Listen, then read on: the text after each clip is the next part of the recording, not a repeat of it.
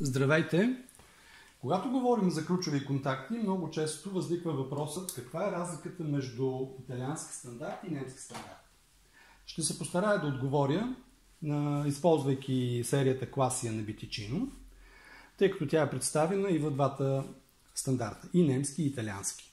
Още повече, в този случай цветовете на рамките и цветовете на механизмите са едни и същи в двата стандарта, което дава възможност те да се допълват един друг в зависимост от предпочитанията на клиента.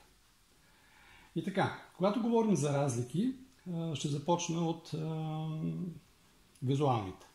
А те са именно в габаритите. Първо ви показвам габарит. Показвам ви един модул немски стандарт. Ето това представлява един модул немски стандарт, в случаят еднополюсен ключ.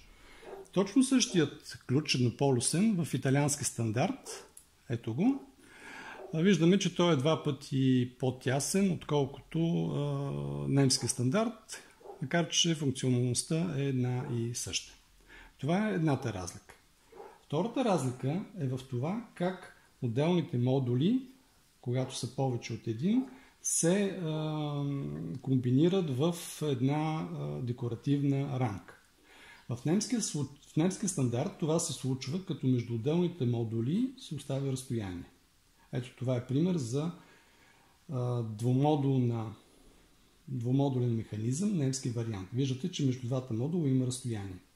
Същото разстояние виждаме и между отделните модули в немски стандарт, в тройната рамка. Това е тройна рамка, виждате, между отделните механизми има пак разстояние.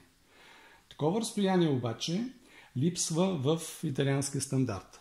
Ето това е същата по функционалност тримодулна рамка, като тази, само че в изпълнение италиански стандарт. Виждаме, че по габарити тя е значително по-малка, отколкото немския стандарт. В случая 12 см и половина срещу 23 см. Виждаме, че разликата е много голяма. Така, това са видимите разлики между двата стандарта. Естествено, те обуславят и разлика в начина на монтаж на отделните механизми. За това ще поговорим в следващото видео.